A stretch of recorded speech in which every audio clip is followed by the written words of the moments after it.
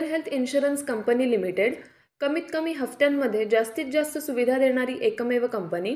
BP, diabetes, asthma, cholesterol यांसारख्या आजारांवर 30 दिवसांच्या कालावधीनंतर उपचार देणारी एकमेव कंपनी. हृदयविकार, cancer, brain tumour, kidney stone यांसारख्या गंभीर आजारांवर पॉलिसी तसेच उपचार देणारी कंपनी. अमर्यादित आरोग्य विम्याचे कव्हर देणारी एकमेव कंपनी. सासवड, जेजुरी, पुणे येथील सर्व नामांकित हॉस्पिटल्समध्ये कॅशलेस सुविधा देणारी एकमेव कंपनी. अधिक माहितीसाठी संपर्क शेवते इन्शुरन्स, सासवड, 98 22 32 68 44. धन्यवाद. नमस्कार, मी प्राध्यापक येणार जगताप. तुम्ही पाहताय चवडीन्यूज.com.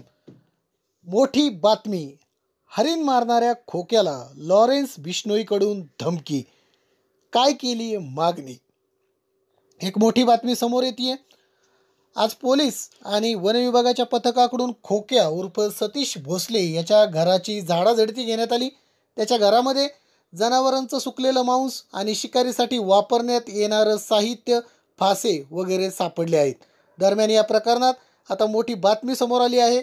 खोक्याला लॉरेन्स बिश्नोईच्या नावाचा वापर करून धमकी देण्यात आली आहे. लॉरेन्स बिश्नोईच्या नावाचा वापर करून सतीश भोसले याला धमकी देण्यात आली आहे.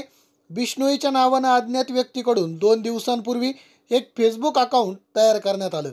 या फेसबुक अकाउंटवरून खोक्या उर्फ सतीश भोसले याला धमकी देण्यात आली आहे.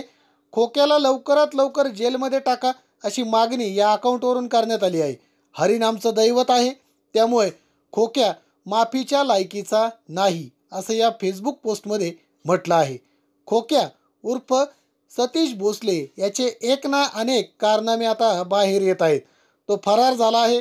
शिरूर तालुक्यातील बावी गावचे रहिवासी असलेल्या बाप लेकाला देखील बेदम मारहाण त्याने केली होती. या मारहाणीत वडील दिलीप डाकणे आणि त्यांचा मुलगा महेश डाकणे हे गंभीर जखमी झाले होते. खोक्याने डाकणे यांच्या शेतात हरणाची शिकार करण्यासाठी जाळे लावले होते. या जाळ्यात एक हरिण अडकलं. त्याला वाचवण्यासाठी डाकणे कुटुंब समोर आले असता वडील आणि मुलाला खोक्याने जबर मारहाण केली. या मारहाणीमध्ये महेश डाकणे यांचे दात पडले तर वडील दिलीप डाकणे यांच्या फासोळ्या मोडल्या. या मारहाणीमध्ये वडील आणि मुलगा गंभीर जखमी झाले आहेत. दरम्यान या प्रकरणात आता येथील ग्रामस्थ आक्रमक झाले असून त्यांनी या प्रकरणात गंभीर आरोप केले आहेत. तसेच उद्या शिरूर बंदची हाक देण्यात आली आहे. खोक्या अजूनही पोलिसांच्या हाती कसा लागला नाही असा सवाल येथील ग्रामस्थांनी उपस्थित केला आहे. एकंदरीतच खोक्याच्या प्रकरणात आता ट्विस्ट आलाय असं म्हणावं लागेल, कारण हरिण मारणाऱ्या खोक्याला थेट लॉरेन्स बिश्नोईकडूनच धमकी आली आहे. धन्यवाद.